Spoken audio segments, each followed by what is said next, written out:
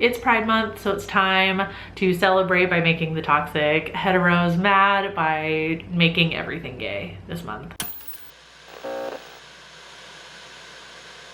So if you are looking for inspiration for your TBR this Pride Month, or just any time of year, depending on whenever you discover this video, I'm gonna list some brand new queer horror books that have come out this year that I think you guys should definitely check out. And to any aforementioned toxic heteros that may find this video or wind up in the comment section, cope. Let's start off with a little bit of a self-plug. My Darling Dreadful Thing by Joanna Van Veen is our June pick for Creepy Book Club. If you didn't know, I host a monthly book club. We go live on this channel every month to talk about it, so you can find the playlist on here if you want to watch it past live. The link to our page, our book club page on the Storygraph app, is also in the description. But the book follows Ruth, who becomes a prime suspect in a murder, and she has to prove her innocence with the help of her ability to see and communicate with the dead. There is nothing more decadent than a good gothic ghost story, and it also being sapphic is just the cherry on top, honestly. Next up is one of my favorite reads of the year so far, and that is An Education in Malice by S.T. Gibson. So this is a Carmilla retelling that's set at a girls' college. Laura is an incoming freshman and manages to land a spot in a very exclusive, very sought after poetry class where she meets Carmilla and they become academic rivals. This was such a fun and inventive retelling, and personally I really enjoyed the changes that were made to the story. It was fresh, it was fun, at times kind of hedonistic and like delectable. The word that comes to mind, I don't know if that's a word commonly used in describing books, but it's the word I would use to describe this. It's delectable. I also just realized that I own like half of these books, and for some reason when I sat down to film this I decided not to grab any of them, so it's just gonna be images on the screen. Wow, way to go. All right, next on my list is We Ate the Dark by Mallory Pearson. This book follows four friends who return to their hometown after the body of their long missing friend has been discovered. This is a Southern Gothic type story with some magic thrown in for good measure. It's also touting themes of found family, which is a theme I can like hardly ever seem to track down when it comes to like LGBTQ horror books, which I guess maybe kind of makes sense because like the focus is more on like the scary things that are happening. But this next book is one that came in at work. I hadn't heard of it previously, and I decided to order it and put it on display, and it kind of took off. Now I don't work at the busiest bookstore ever, but this one ended up being quite popular, so maybe you don't want to miss out on one of the more popular horror books of this year. Your Shadow Half Remains by Sunny Moran, or Moraine. I'm not sure, and I'm so sorry if I said it wrong. This is a dystopian novella in which human eye contact can kill. Like it sends people into violent rages. And our main character Riley meets a new neighbor Ellis, and they hit it off and their bond starts to grow.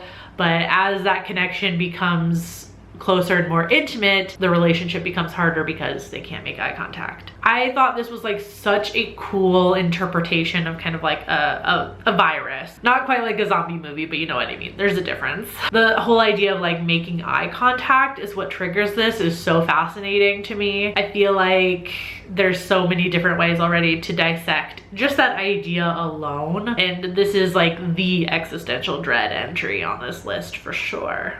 This next one is another one that just happened to come into my work. Hadn't heard of it previously, and I just automatically ordered more in because I couldn't not.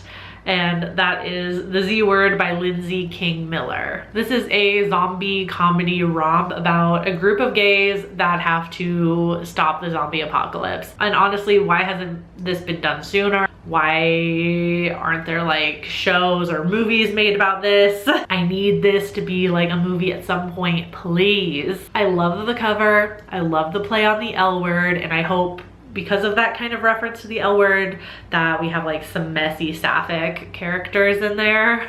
And honestly, we need more horror comedy books. I feel like that is a subgenre that's very popular when it comes to movies, not as popular when it comes to books. So I'm gonna be very happy to hand sell the shit out of this month. Back to the more dark and disturbing stuff. The next one on my list is The Woods All Black by Lee Mandello. Another one, hopefully I said their last name right. The book follows Leslie, who is assigned to a backwoods Appalachian town for work, but soon finds out that the judgy looks and attitudes that he's experiencing from the locals may be a bit more than your average transphobia, and there may be something darker and even more hateful lurking in the woods surrounding this town. So this is and I want to get this right, historical horror, trans romance, gory revenge tale that is set in the 1920s. And maybe that sounds like a lot, but to me, I'm like, that, I don't think I've ever heard those combinations of words used to describe one singular book. So this has got to be one of the more unique queer horror books that I've ever heard about. And honestly, it's a pleasure to hear about it. I can't wait to read it. And finally, I think I might have saved the prettiest cover for last, and that is A Botanical Daughter by Noah Medlock. So the story follows two men, Gregor and Simon, who have to hide away their relationship from strict Victorian society in this botanical garden in which they live. Gregor's work in particular is in exotic plants, which leads him to the acquisition of a strange fungus that begins to show signs of intelligent life. And before you ask, yes, I do in fact feel a compulsion to find and collect every single queer Frankenstein retelling that I can. Or at least before the planet implodes. Every time that I think that the book world has kind of explored every possible like facet through the vein of like retelling a Frankenstein story, something else comes out that I'm like, wow, nobody's ever done this with like fungus before. And also, cover is gorgeous, and I have it on good authority that a good number of these books have sold from my place of work alone just because the cover is gorgeous. So I hope that gave you some titles that maybe you hadn't heard of yet to add to your TBR. And no, I am not sorry for adding more books to your TBR. Let's keep the party going in the comments. So share your LGBTQIA+ horror book recs down in the comments below. Maybe what you plan on reading this month, or any new queer horror books that you're excited about this year. I hope you enjoyed this video. If you did, I did do a video way at the beginning of the year with some new horror releases that I was super excited about. So if you need even more inspiration, and we kind of got a book theme this week going anyway, because later this week The Watchers comes out and I will be doing a book/movie review on that new movie. But I will see you then for a review of The Watchers. Until then, stay strange. Bye.